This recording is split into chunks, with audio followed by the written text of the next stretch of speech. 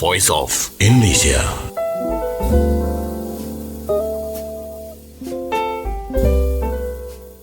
Voice of Indonesia dari Indonesia untuk dunia. Apa kabar pendengar? Jumpa lagi bersama saya Wahyu Setiobudi, host Anda di acara VOIB Stock, Inspirasi Bisnis Manajemen dan Kewirausahaan khusus bagi Anda UMKM Indonesia. Apa kabar pendengar? Semoga acara ini menjumpai Anda dalam keadaan sehat, bersemangat dan optimis selalu.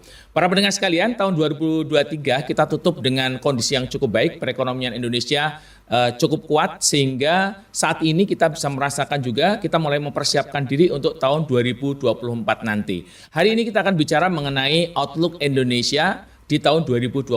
Apa saja tantangan, perkembangan ekonomi, serta bagaimana kita sebagai wirausaha di Indonesia untuk bisa mengantisipasinya. Bersama saya sudah datang pakarnya, tamu kita spesial hari ini. Beliau adalah Dekan dari Sekolah Bisnis Institut Pertanian Bogor. Kita sambut dengan meriah Profesor Nur Azam Ahsani. Wah, selamat datang Prof. Terima kasih, selamat datang Mas. Terima kasih sudah bergabung bersama kita menemani para wirausaha Indonesia, Prof. Makasih diundang Mas, mudah-mudahan barokah ya. Ya, hari ini para pendengar sekalian di Jakarta basah ya. Hujan dan macet. Hujan, macet luar biasa. Luar biasa. Kata banyak orang Prof, katanya kalau macet itu pertanda ekonomi sudah mulai menggeliat Prof. Amin, amin. Mudah-mudahan begitu ya. Baik. Kita doakan ya. Prof, ini kita kan mengamati bahwa Indonesia tumbuh cukup kuat ya Prof. Tahun 2023 ini kita strong finish di 4,9 ya, kira-kira secara pertumbuhan gitu, ekonomi ya. Nah, 2024 seperti apa Prof?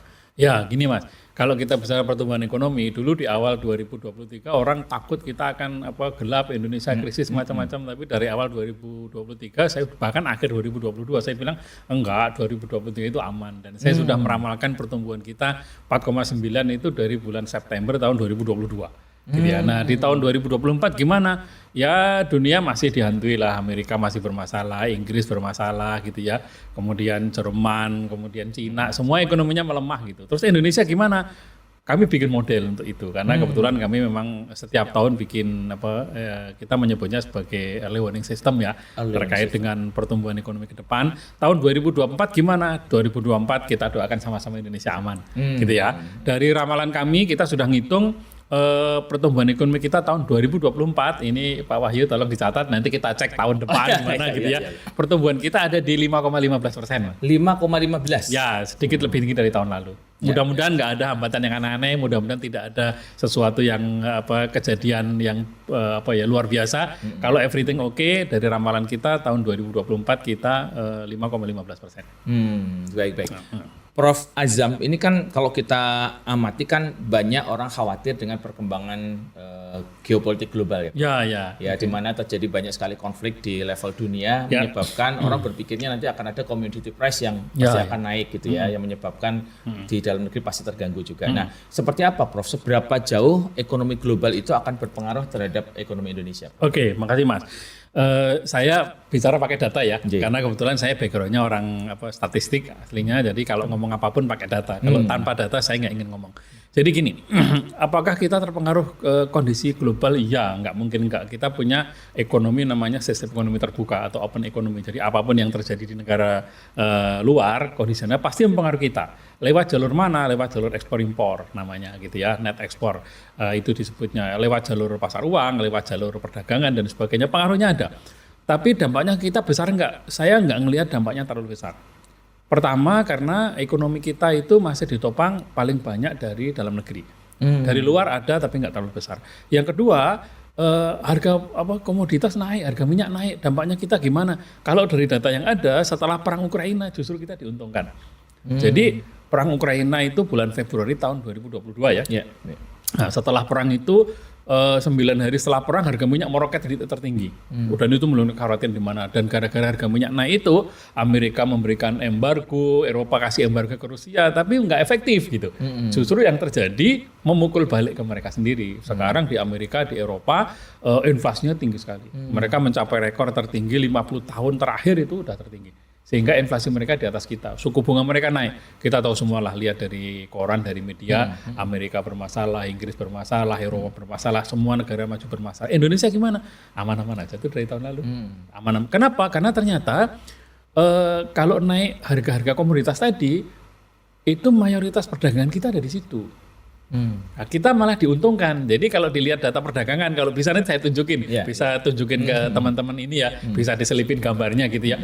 Ternyata setelah perang Ukraina itu justru perdagangan kita meningkat, terus surplusnya juga meningkat. Gitu. Jadi secara umum dampaknya kita nggak terlalu masalah. Karena kalau minyak naik berarti gas naik, batu bara naik, CPO naik segala macam, kita dapat benefit dari situ. Gitu ya. Kalau gitu perang terus-terusan ya enggak juga lah gitu ya. Tapi intinya kita menurut saya nggak terlalu mengkhawatirkan meskipun dunia masih bermasalah. Sekarang nggak cuman Ukraina dengan Rusia ya, itu Israel dengan Palestina juga muncul gitu. Dan sekarang yang lebih heboh lagi semua kapal yang melalui Laut Merah ya. Oh itu bermasalah, ada perang macam-macam sehingga ongkos itu meningkat macam-macam. Iya memang bermasalah buat mereka, tapi mudah-mudahan kayaknya kita enggak ya. Harapan kita enggak.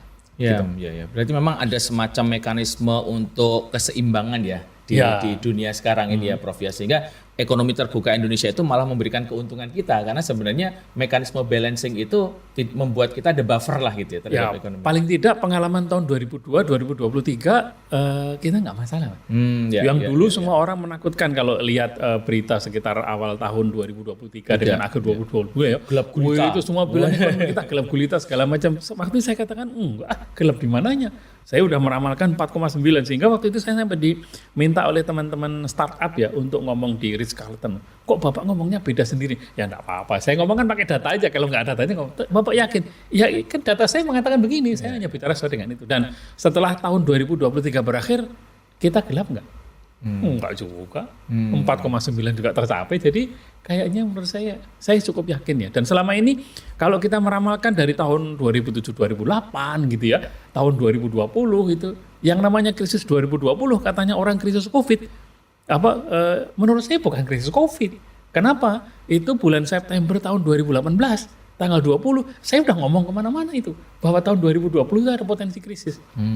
COVID-nya belum ada, Mas. Dan kejadian memang COVID itu membuat krisis menjadi lebih parah.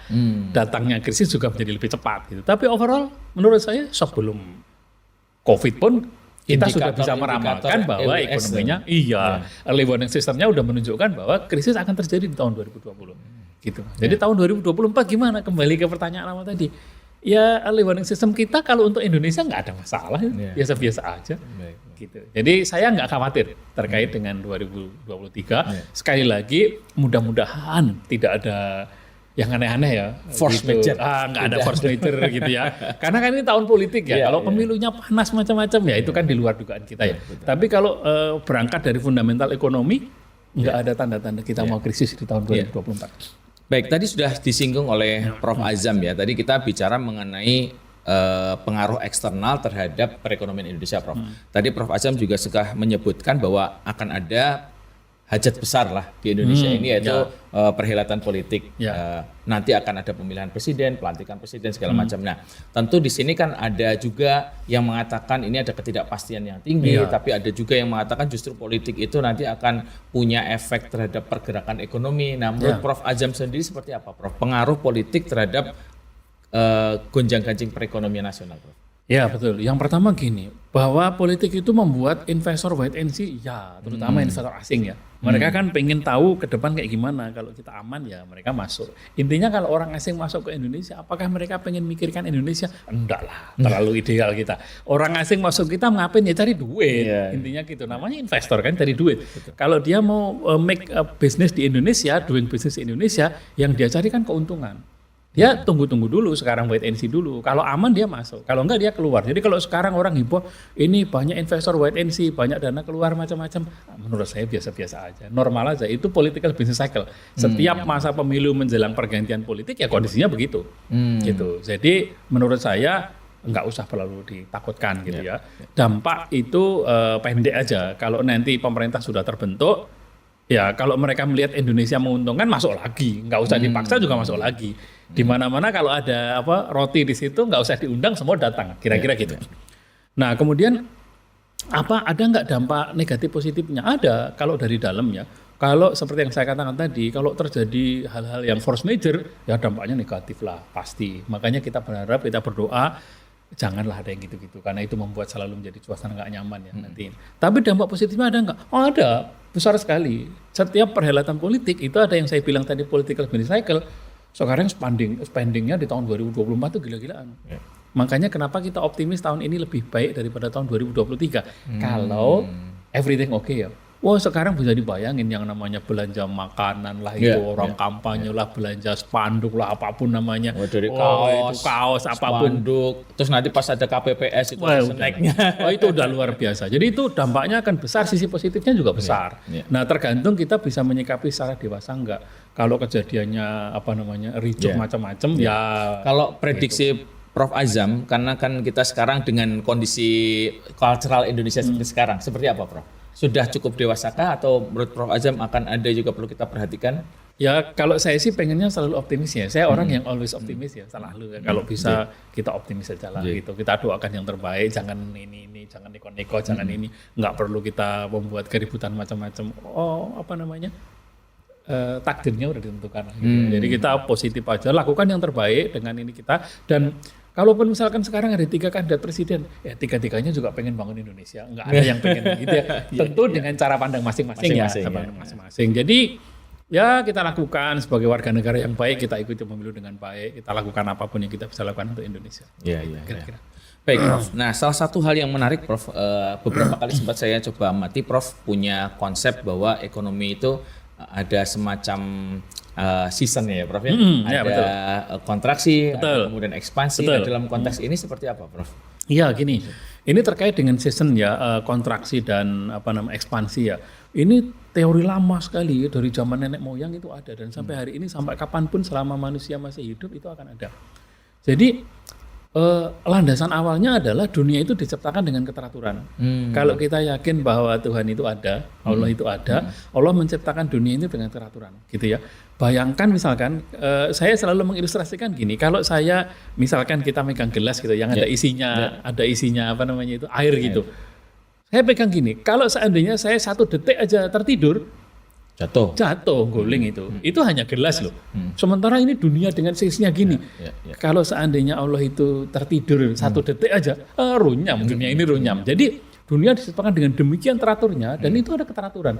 Kalau kita bisa mempelajari keteraturan itu, maka kita bisa memetik banyak manfaat. Kalau dalam bahasanya orang fisika itu namanya ada siklus ya, gerak gelombang, dan siklus itu ada di mana-mana. Yang namanya matahari itu terbit pagi hari, siang nanti mencapai puncak jam 12 gitu ya, sore tenggelam lagi, besok pagi jam segitu naik lagi terus lagi. Sehingga hari ini kita udah bisa mengatakan, oh misalkan tahun 2024 bulan Januari tanggal sekian atau 2025 Februari tanggal sekian, nanti sholat subuhnya jam berapa, udah tahu kita. Kenapa? Karena keteraturan itu ada. Nah, hal yang sama keteraturan itu terjadi di ekonomi. Di dalam ekonomi maupun bisnis ada. Itulah yang dibilang sebagai teori siklus bisnis. Kita mempelajari itu gitu. Ada nggak? Ada. Yang saya tertarik ekonomi pertama karena siklus bisnis ini. Jadi profesor saya di Jerman, mohon maaf karena saya sekolahnya dulu ekonomi di Jerman, dikasih buku untuk belajar tentang siklus ekonomi ini. Karena saya background S1 atau S2-nya bukan ekonomi, sama profesor saya dikasih buku. Kalau kamu belajar ekonomi ini loh intinya. Ada di sini. Kamu pasti tahu belajar bahasa Jerman sekaligus belajar ekonomi. Kenapa? Lah orang itu ada di Quran kok. Itu ada di Bible. Kalau orang yang Kristen dan Katolik ada di Bible itu. Di Bible itu Kejadian 39 sampai 52. Kalau di Quran dijelaskan di surat Yusuf komplit. Nah, saya detail sekali belajar itu. Itulah keteraturan. Jadi ekonomi itu akan naik yang dikatakan sebagai ekspansi, mencapai puncak itu boom titik tertingginya. Setelah puncak pasti turun. Nah, turun itu namanya turun kan? Mencapai titik terendah. Kalau udah terendah nanti naik lagi. Jadi ekspansi mencapai puncak, kontraksi mencapai terendah, ekspansi lagi puncak lagi, begitu terus membentuk siklus yang berulang-ulang. Dan dari dulu sampai sekarang, dari sejak zaman nenek moyang. Nabi Yusuf menjelaskan itu. Makanya saya bilang kalau ada orang yang harusnya memenangkan Nobel Ekonomi pertama, harusnya Nabi Yusuf. Udah ribuan tahun sampai hari ini masih dipakai ilmunya. Gitu Mas. Jadi siklus itu ada. Kalau kita lihat kembali ya, kita mengalami krisis mungkin kalau kita lihat dari tahun 80 aja ya. Tahun 81-82 dunia krisis. Pemicunya waktu itu perang Arab Israel ya. Itu 81-82. 81-82 itu perang Iran. Kalau dari 71-72 itu perang Arab Israel. 778 itu perang minyak, embargo minyak. 81-82 itu dimulai dari perang antara Irak dengan Iran.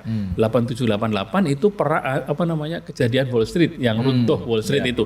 91-92 dipicu perang antara Kuwait dengan Irak. Kemudian Gulf War, perang Teluk kan gitu. Habis itu 97-98 itu dari Thailand ke Indonesia, krisis Asia itu. 2001-2 itu ada skandal Enron.com macam-macam sampai menara kembar Amerika ditabrak pesawat. 2007-2008 subprime mortgage. Nah, 2011-2012 krisis utang Yunani itu. Negara-negara Gypsy itu, Greek, Irland, Portugal, Spain, Italia, kolaps mereka. Kemudian 2017-2018 perang dagang antara Cina dengan Amerika. 2020 kemarin yang semua orang bilang krisis COVID. Ada siklusnya berulang. Bisa nggak dipelajari? Bisa. Tanda-tandanya ketahuan sebelum kejadian itu. Gitu kira-kira. Nah, jadi justru Prof Azam mengatakan 2024 ini tidak masuk dalam krisis. Justru kita posisinya sedang dalam proses meningkat. Exactly. Bisa dilihat. Gambarnya ada, Pak.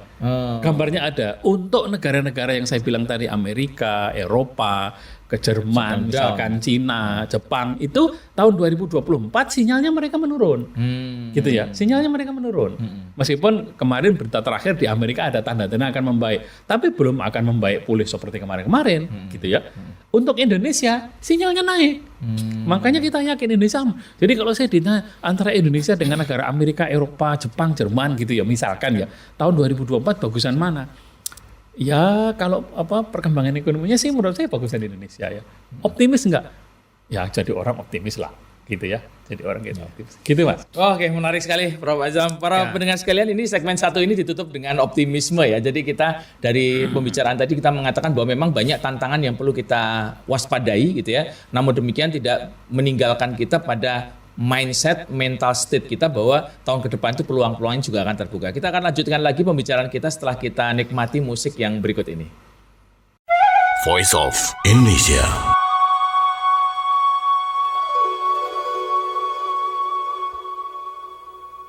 Voice of Indonesia dari Indonesia untuk Dunia kembali lagi bersama kita, masih bersama Prof Nur Azam Ahsani. Beliau adalah Dekan Sekolah Bisnis Institut Pertanian Bogor dan juga ekonom. Hari ini kita tadi membahas mengenai prospek ekonomi Indonesia di tahun 2024 ya. Prof, tadi kita sudah bahas bahwa potensinya besar, optimisme kita di awal tahun ini juga sudah kita bangun gitu ya Prof ya. Nah, ini kan para pendengar sekalian ini kan banyak terdiri dari berbagai macam industri ya Prof ya, punya banyak jenis usaha gitu. Kira-kira Prof di tahun 2024 nanti usaha-usaha apa saja atau sektor-sektor apa saja yang kira-kira akan sangat prospektif gitu ya. Terus ada yang perlu kita waspadai seperti apa Prof? Oke, baik. Terima kasih Pak Wahyu. Jadi ini kita bicara kira-kira sektor mana yang potensial gitu ya di tahun 2024. Izin saya sambil ngelihat data ya, karena kalau ngomong tanpa data itu kita saya nggak bisa. Kalau saya ngomong pakai data, saya sambil lihat data sektor potensial tahun 2024. Yang potensial yang mana, yang tidak yang mana. Kan tadi sudah saya katakan kira-kira pertumbuhan kita itu kan 5,15%. Let's say kita bagi dua ya. Yang kita katakan pertumbuhannya baik itu yang di atas 5,15. Yang kurang harus diwaspadai itu yang di bawah 5,15. Behind nasional. Behind nasional. Yang di bawah ya harus kerja lebih keras lah gitu ya. Yang di atas bukan berarti nggak kerja lebih keras. Justru karena ada potensi, kita harus mati-matian supaya kita ngejar potensi itu kan gitu. Jadi intinya dari dua sisi semuanya harus optimis. Kita mulai dari yang sektor bagus. Kalau dengan menggunakan data BPS, klasifikasi BPS, sektor yang tumbuh paling tinggi itu transportasi dan pergudangan. Transportasi dan pergudangan. Ya, itu paling tinggi. Tumbuhnya kira-kira 8,9%. 8,9%. Ada catatannya saya ini ramalan kita gitu ya. Kemudian jasa-jasa lainnya itu semua sektor jasa itu tumbuhnya bagus di 8,1%. Itu termasuk pendidikan itu Prof ya? Termasuk sebentar pendidikan khusus ada nggak? Pendidikan rumah sakit seperti itu Prof? Atau? Pendidikan terpisah. Pendidikan terpisah ya. Kesehatan terpisah. Ini jasa-jasa yang lainnya. Pendidikan itu pertumbuhannya 3,2%. 3,2%. Nah, tadi kesehatan itu masih tinggi. Kesehatan itu 7,3%. Oh, termasuk yang tinggi. Ya, makanya kita ulangi kembali ya. Dari yang pertama itu paling tinggi lah transportasi dan pergudangan. Kemudian jasa lainnya. Kemudian informasi dan komunikasi itu 7,7%. gitu ya. Kemudian penyediaan akomodasi makan dan minuman, hotel, restoran apa segala macam, itu pertumbuhannya 7,5%. Wah, menarik itu ya Prof ya. Ya, Banyak kan ini ya. sektor-sektor yang apa ya teman-teman kalau mau maju sisi mana ya itu. Nanti kalau perlu gambarnya dimunculin lah, bisa aja biar orang lihat monggo aja.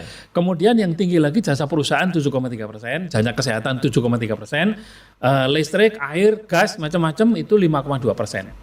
Pengadaan air, pengelolaan sampah, limbah dan sebagainya 5,2%. Perdagangan besar dan eceran, mobil, sepeda macam-macam 5,0%. Wah itu diurutin tadi ya, sektor-sektor itu yang punya prospek bagus, kira-kira di atas apa namanya? Di atas rata-rata nasional gitu. Nah, yang di bawah apa? Pertanian, kehutanan, perikanan itu malah itu di bawah itu 2,8%. Catatan kita ya.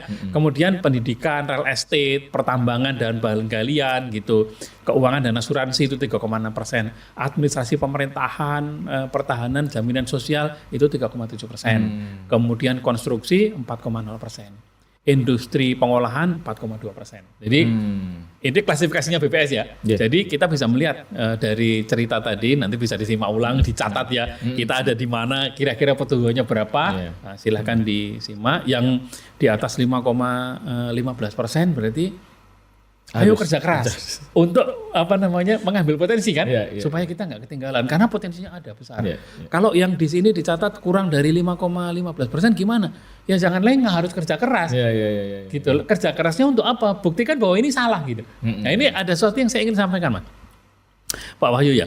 Kalau para peramal, orang-orang yang biasa membuat prediksi itu kan pengennya kalau kita buat prediksi, prediksinya benar, gitu ya. Nah kalau orang-orang yang bicara tentang siklus bisnis atau early warning system kayak saya ini, kalau kita meramalkan pertumbuhannya jelek atau terjadi krisis, kita pengennya itu nggak terjadi. Gitu. Kenapa? Ya kita ngasih warning supaya kita semua ayo, pokoknya kalau bisa Pak Azam itu omongannya salah, nah buktikan bahwa itu salah gitu. Jadi yang kita bilang misalkan dari contohnya pertumbuhannya kurang konstruksi ini 4,0%. Jauh mati-matian siapa tahu bisa jadi 6 kan. Kalau saya salah prediksi, seneng saya, wah bagus itu. Seneng karena apa? Istilahnya apa ya? Ramalan jelek kita tidak terjadi. Yang pertama, yang kedua kalau ramalan kita salah, itu mengencourage kita untuk belajar lebih keras lagi supaya ke depan kita bisa membuat ramalan-ramalan yang jauh lebih akurat gitu. Jadi saya selalu berpikirnya optimis dengan kacamata positive thinking. Gitu Mas. Selain itu kita juga perlu melihat proyeksi pertumbuhan itu di dalam kacamata ini makro ya Prof ya. Iya makro. Karena kan kalau kita di perusahaan salah satu yang juga penting kan mikronya juga secara organisasi. Jadi walaupun misalkan tadi kita mengatakan industrinya bertumbuh seperti logistik 8% gitu ya. Tapi kalau misalkan perusahaan kita pun tidak punya kapabilitas untuk meraih yang 8% itu bisa jadi kita mengecil ya Prof. Karena kan gini, kalau kita sama kan ini bahasa apa ya agamanya ya, bahasa dari agamanya. Kalau kita itu sama dengan kemarin kita itu rugi. Gitu ya. Orang yang rugi itu adalah yang kita sama dengan kemarin. Apalagi lebih jelek dari kemarin itu mau rugi bandar namanya. Kalau kita lebih baik dari kemarin itu belum jaminan kita lebih baik loh. Kita lebih baik dari kemarin, tetapi teman kita melompatnya lebih tinggi lagi ya kita bisa kalah itu. Kalau bicara kebetulan kan karena kami di sekolah bisnis ya kadang-kadang ngomong gitu. Coba siapa yang meragukan kualitasnya Nokia misalkan gitu ya. Siapa yang meragukan kualitasnya HP Siemens? Kita ngomong HP, anak-anak sekarang kan pegangannya HP, smartphone macam-macam. Dulu pada zamannya Nokia, kemudian Siemens, kemudian BlackBerry itu merajai pasar itu. Tapi dalam waktu sekejap mereka hilang. Karena apa? Karena pesaingnya bisa muncul lebih baik gitu. Nah kalau kita nggak hati-hati, jangan-jangan nanti kita numbuh dibanding kemarin. Tapi tetangga kita numbuhnya lebih cepat ya, ketinggalan kita. Gitu Mas. Baik ya. Prof, nah ini untuk menanggapi yang tadi kan kita perlu juga strategi antisipasi tadi Prof ya. Tadi setelah kita mengetahui bahwa apakah industri kita itu mengalami percepatan, diuntungkan atau bahkan kita perlu waspadai karena tantangannya lebih besar begitu, kita perlu mengantisipasi Prof. Sebagai sebuah entitas organisasi perusahaan gitu Prof, atau para wirausaha yang di sini sedang mendengarkan, itu apa yang perlu dilakukan Prof? Ya gini, kan kalau kita tahu, ini saya berikan ilustrasi ya, yang apa namanya kita sering dimintain pendapat oleh industri itu. Misalkan gini, katakanlah kita di industri otomotif, nanti silakan kita cari analoginya, karena kan sektornya banyak sekali, di setiap sektor tentu mereka punya cara yang berbeda, punya tantangan yang berbeda. Tapi sebagai ilustrasi begini, kalau kita di industri otomotif, kita tahu bahwa tahun ini itu ekonominya mau lesu. Nah, kalau kita tahu tahun ini ekonominya mau lesu, kemudian saya jual mobil, saya bikin varian mobil baru atau motor baru atau apa namanya, kira-kira dibeli orang nggak? Kurang ya. Nggak dibeli lah.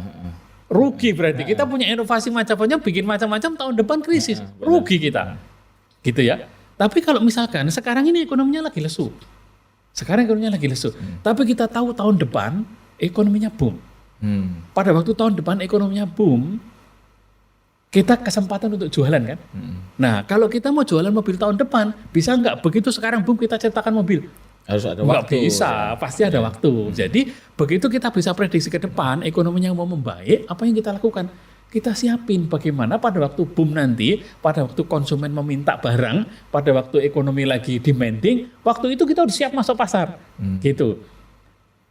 Jadi kita mau siapin. Saya nggak tahu kalau misalkan ada industri tertentu, itu masa persiapannya butuh berapa lama, kan beda-beda kan. Nah, kalau kita mau jualan, gampangannya yang paling sederhana, kita mau jualan apa namanya itu,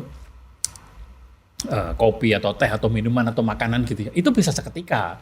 Waktu tunggunya atau waktu prosesnya nggak perlu nunggu berbulan-bulan. Sekarang ini kesempatan besar itu. Setiap kali ada kampanye, setiap kali ada rapat, setiap kali ada kumpulan orang macam-macam. Itu yang namanya kaos, yang namanya makan, yang namanya minuman segala macam. Ramai sekali itu. Oh, ada apa namanya pertunjukan musik di sana gitu ya. Itu jualan apa namanya es teh aja laku keras. Jadi ini ada cerita ringan ya. Ini keponakan saya di Bogor. Ada acara kumpulan ibu-ibu gitu ya di situ. Terus dia mau jualan apa gini. Ya, apa kita bilang salah satu yang harus dijual itu pada waktu kerumunan orang. Orang pasti pengen minum. Yang paling sederhana apa? Udah jual es teh aja. Wah, itu sampai saking banyak yang minta habis, bisa nggak dibikinin lagi? Ya udah telat. Pada dia untung besar, tapi harusnya seandainya dia menyediakan lebih banyak, untungnya lebih besar lagi. Nah, ini sekedar ilustrasi ringan ya. Nah, persiapan ya, masing-masing industri kita itu butuh persiapan berapa lama. Ibaratnya mau lari, startnya butuh berapa lama. Nah, silahkan ini kan masing-masing di tahun 2024 titik-titik mana kita harus jualan apa dan sebagainya. Kira-kira gitu. Ya. Baik, luar biasa nih Prof. Ini jadi para wirausaha sekalian mesti melihat bahwa ini akan ada kesempatan besar sehingga kemudian disiapkan ya Prof ya. Betul. Kalau mau investasi infrastruktur, investasi mesin, apakah sekarang saat yang tepat Prof? Kalau lihat dari sini kan itu transportasi dan perundangan salah satu yang paling tinggi. Ya, kalau bicara transportasi kan berarti salah satu pendukungnya kan tadi dibilang Pak Wahyu kan gitu ya. Pergudangan, permesinan itu kan industri pengolahan tumbuh, tapi industri pengolahan itu ada di 4,2. Tapi kalau informasi dan komunikasi 7,7. Jadi industri mana yang kita mau masuk? Nah, lihat yang sektor-sektornya paling prospektif kira-kira gitu. Ya, Prof Azam, ini salah satu juga yang mengganggu pikiran saya Prof ya. Kan salah satu yang juga perlu kita lihat di tahun-tahun belakangan ini adalah percepatan digital ya Prof ya. Oh iya, betul. Jadi ada artificial intelligence melesat, sekarang metaverse muncul, segala macam ya. Nah, ini tentu dampak ekonomi digital ini kan semakin hari semakin besar nih Prof. Iya, betul. Nah, seberapa urgent dan seberapa penting ya Prof gaspol para pengusaha ini untuk bisa masuk ke dalam ekonomi digital di beberapa tahun terakhir, terutama 2024 ini Prof? Ya, gini. Ekonomi digital, artificial intelligence itu kan debatnya selalu ada dua sisi. Setiap perkembangan teknologi apapun itu dampaknya dua sisi. Di satu sisi dia akan memboost apapun karena teknologi baru itu menciptakan kemungkinan yang sangat banyak. Di lain pihak banyak juga yang khawatir, keberatan. Kenapa? Kalau kita nggak bisa ikut bermain ya kita habis. Gitu. Kalau kita bisa ikut bermain kita bisa masuk gitu.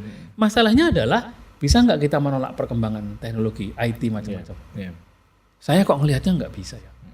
Mau kita menolak dengan cara apapun, waktu itu akan datang. Gitu. Kalau waktu itu datang dan kita menolak, makin kencang kita menolak, makin tersingkir kita. Gitu ya. Betul. Jadi suka atau tidak suka sekarang, mau atau tidak mau, kita harus masuk ke situ. Ya dalam jangka pendek, jangka panjang semua bisa kita lihat. Memang kita mungkin ketinggalan dengan beberapa negara tertentu yang jauh lebih cepat. Kalau kita lihat perkembangan teknologi digital di beberapa negara gitu ya. Kalau di Cina, Taiwan, kemudian Korea, Jepang itu artificial intelligence yang masuk tinggi sekali ya. Kalau kita India itu terkait dengan blockchain, robotik itu yang maju. Indonesia ada nggak? Ada. Indonesia, Filipina gitu ya. Kuatnya di mana? Digital marketing. Itu ada studi, saya bisa tunjukkan datanya itu bahwa kekuatan di kita itu digital marketing luar biasa gitu ya. Nah, di mana itu perannya? bagaimana kita memanfaatkan sektor-sektor yang tadi bagus-bagus tadi itu, kita manfaat digital marketing untuk itu. Gimana caranya? Banyak bisa dipakai, anak-anak muda kita luar biasa. Nah, saya mau cerita satu kali ini ya. Ada anak murid kami di sekolah bisnis itu lulus saya lupa lulusnya tahun berapa, mungkin 2022 atau apa itu. Lulus umur 21, nikah, waktu dia nikah kebetulan saya nikahnya di Sulawesi Selatan saya datang diminta jadi saksi. Nah, dari acara nikahnya itu dia bikin video. Gitu ya. Starting awalnya itu yang meledaknya dari situ. Habis itu sekarang jadi konten kreator. Konten kreator siapa aja bisa lah. Yeah. Dari sisi teknis ya, masalah teknis ya. Konten kreator itu semua orang bisa, asal kita mau aja gitu. Sekarang followernya terakhir kemarin ketemu followernya berapa? Total follower kami kira-kira 16,5 juta. Oh, tinggal dihitung aja itu. Gitu ya. Kalau udah gitu ya, apakah itu berat sekali? Enggak juga, saya seneng, hobi saya waktu kecil kan mancing ya. Itu orang-orang bikin konten kreator mancing nyari lele. Apa susahnya itu kan. Nah, angle itu yang kita butuh gitu. Apakah cuma untuk itu? Enggak juga. Dulu yang namanya orang jualan itu nggak pernah tahu mau laku atau nggak laku. Sekarang kemarin saya lihat itu ya, nggak pernah tahu saya sebagai orang Bogor. Tiba-tiba saya dapat kiriman, Pak ini posisinya di sebelah mana gitu. Ada namanya kebab Uncle Hasan yang ada di Bogor itu. Oh meledak, luar biasa. Ceritanya waktu buka pertama itu pembelinya sehari itu 2-3 aja udah bagus. Kadang-kadang nggak laku sama sekali. Sekarang per hari ribuan, tinggal ngitung aja. Gitu ya. Nah yang kayak gitu-gitu perlu dimanfaatkan nggak? Kalau saya kok selalu melihatnya selalu ada plus minus ya.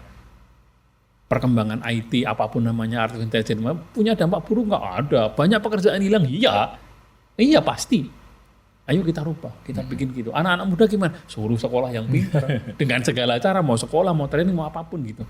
Nah untuk itu apa? Peran pemerintah juga ada. Gimana pemerintah bisa memberikan kesempatan setiap warganya untuk bisa mengikuti itu gitu.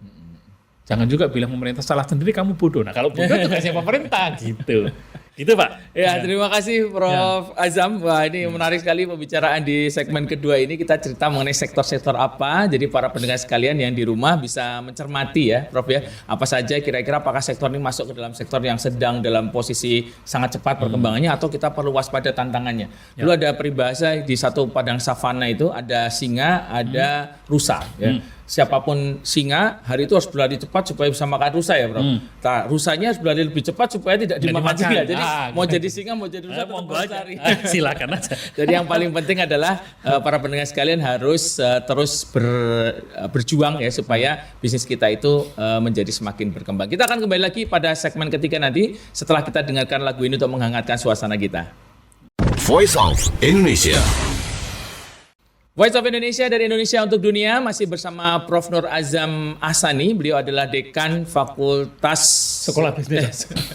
Dekan Sekolah Bisnis dari Institut Pertanian Bogor. Nah, tadi kita sudah bahas bersama mengenai Economic Outlook 2024 yang nampaknya cerah ini. Jadi kalau ada kadang-kadang suasana ekonomi itu bisa kita ibaratkan mendung berawan. Ini namanya cerah ya. Cerah lah. Cerah ya, cerah. Kalaupun paling tidak tanda-tandanya cerah. Tandanya cerah. Kalaupun ada gerimis nanti muncul pelangi. Mudah-mudahan. Kita optimis Pak. Ya, tahun 2024 adalah tahun kita ngegas ya Prof ya. Kalau dari paparan Prof. Nur Azam tadi. Nah, Prof, ini kan tentu banyak sekali kalau kita bicara mengenai pengembangan UMKM ya Prof. Selalu akan jatuh pada akses terhadap pasar, akses terhadap modal dan yang paling penting juga akses terhadap kompetensi nih Prof.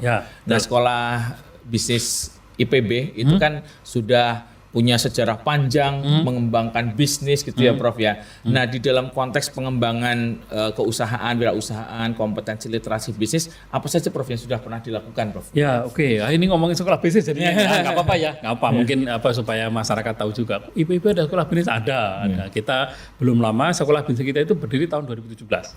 Yang awalnya tahun 91 tapi itu baru S2. Kemudian tahun 2005 oleh negara kita diminta buka S3. Karena S2 dan S3 berhasil sangat bagus, kemudian kita diminta buka S1. Jangan yang enak-enak doang dong. Yang susah juga ada gitu. Akhirnya tahun 2017 Pak Rektor memutuskan membuka S1 bisnis. Jadi kita baru mulai S1 bisnis tahun 2017. Gitu ya. Sekarang udah beberapa lulus dan kita bahagia dengan profil alumni kita. Kalau dengar kabar mereka sukses, wah senang kita. Sebagai orang tua, apalagi banyak di antara alumni kita S1 aja udah lebih sukses dari dekannya. Alhamdulillah. Kita senangnya. Oke, apa yang sudah kita lakukan? Banyak sekali, Mas. Banyak sekali. Sebagai contoh, kami bersama-sama dengan salah satu bank swasta itu memulai awalnya memetakan sebetulnya apa sih kebutuhan masyarakat itu di masyarakat ya. Boleh nggak saya sebut banknya? Ya, boleh ya. Boleh. Teman-teman nanti silakan lihat. Ini izin yang kawan-kawan dari banknya izin saya menyampaikan karena ini diminta tentang cerita real kita ceritakan. Jadi kita mulai tahun 2008-2009 kita memetakan sebetulnya problem UMKM kita itu apa. Itu kita dikasih dana dari Bank BTPN. Saya sebut ya, mohon maaf mau izin Bank BTPN. Kita Bank BTPN kita bikin peta, kita memetakan apa yang terjadi, masalahnya apa macam-macam. Dari 2 tahun riset, pada akhirnya kita bikin program di Bank BTPN namanya program Daya. Bukan iklan, tapi silakan nanti lihat di program Daya itu. Kemudian kita dari situ membina UMKM. Jadi UMKM itu kan butuh, salah satunya permodalan. Tapi dikasih modal doang nggak cukup. Kenapa? Kalau dikasih modal nggak dibina macam-macam hilang. Akhirnya kita kasih modal, kita bina dari awal, dari mulai mencari input, prosesnya kita bina, pembukanya kita bina, mengolah kita bina, marketingnya sampai segala kita bina. Nah program Daya yang tadinya nggak ada, sekarang udah berapa juta itu nasabahnya. Dan NPL-nya nyaris 0. Ini menjadi satu program yang menurut saya bagus banget. Kolaborasi antara kampus, gitu ya, kemudian perbankan, dunia usaha, kemudian dengan UMKM, ini mengatasi tidak hanya kemiskinan, tapi kemiskinan community, bukan hanya kemiskinan individu. Bahkan banyak diantaranya yang anak-anaknya ini kemudian mereka sekolah begini. Itu target yang sangat bagus menurut saya. Gitu ya. Di luar itu kami pernah diminta untuk membantu Pemda DKI. Rasanya tahun 2019, tahun 2020. Mulai 2008, 2020 lupa saya. Kalau nggak salah 2019, 2020. Pelatihan UMKM itu kita diminta membina dan memberikan pelatihan UMKM mungkin lebih dari 600 titik di Jakarta itu. Hasilnya gimana? So far banyak di antara UMKM itu masih komunikasi dengan kita. Masih sampai sekarang. Diskusi minta bantuan gini-gini, oke, fine. Gitu ya. Dan kita senang-senang aja, bahagia aja. Apalagi yang lingkungan sekitar ya. Gitu. Kemudian anak-anak kita setiap tahun itu namanya KKN ya. Iya, Kak. Dan saya sering mengunjungi tempat-tempat KKN itu. Bagaimana mereka bukan di desa penari ya, Prof. Dan kemudian kemarin kebetulan saya mengunjungi di di Pekalongan ya.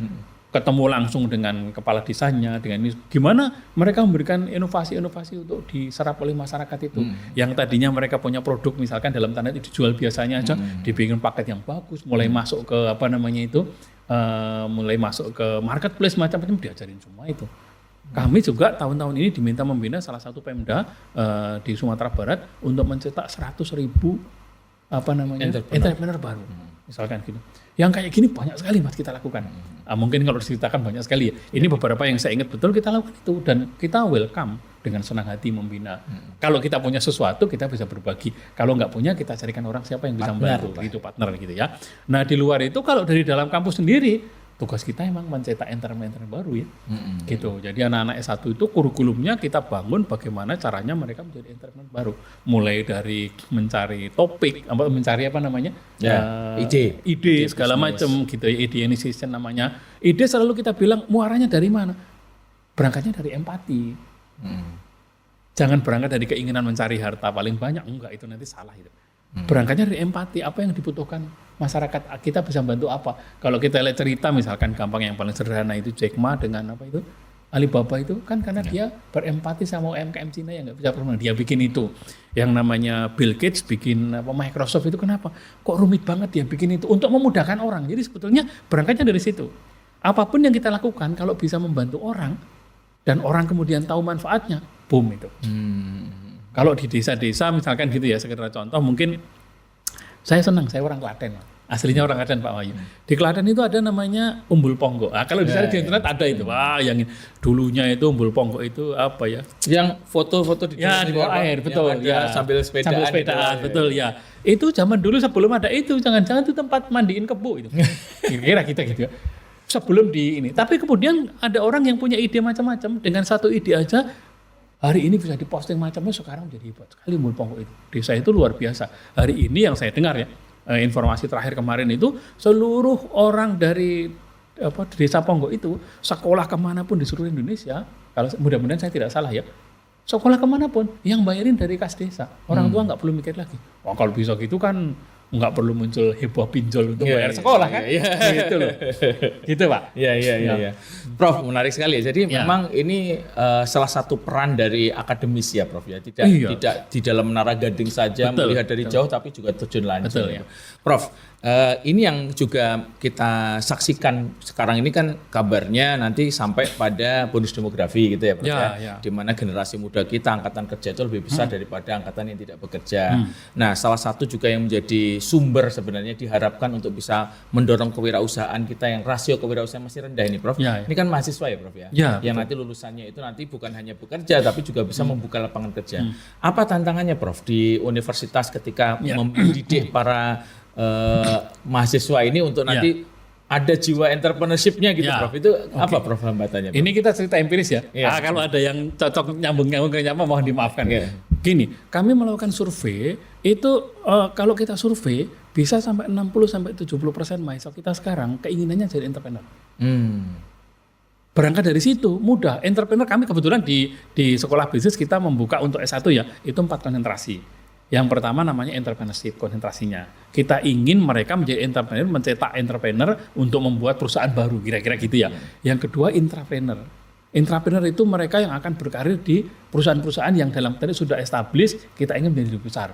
Yang ketiga digital business, main di dunia digital macam-macam itu. Yang keempat kita punya investment and wealth management.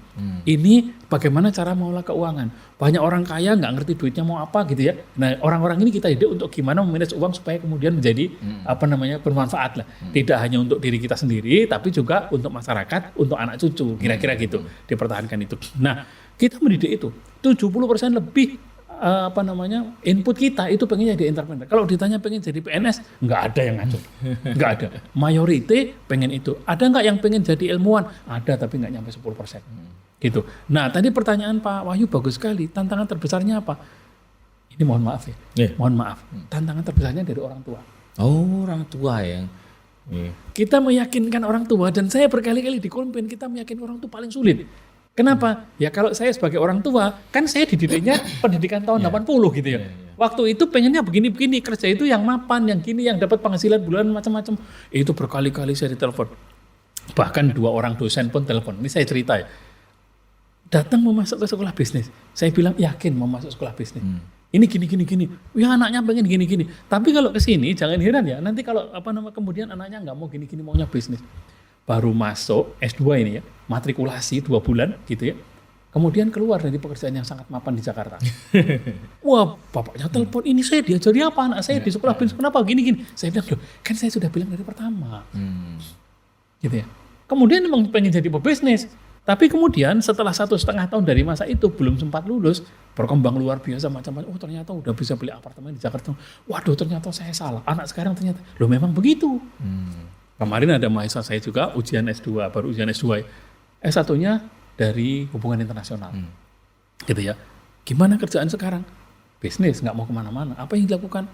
Misalkan dia kontrak dengan satu kafe tertentu, setiap minggu itu harus mensuplai 50 paket empek-empek. Belum store ke hotel-hotel dan sebagainya. Wah itu tinggal dihitung aja Pak. Kalau udah gitu tinggal dihitung aja kan. Nah yang paling besar adalah bagaimana meyakinkan orang tua bahwa menjadi bisnis itu the way of life. Problemnya adalah zaman kita kuliah dulu, orang yang terbaik itu kan masuknya kerjanya di multinational company, yang duitnya gede-gede itu ya. Kalau nggak menjadi pegawai negeri, gitu kan.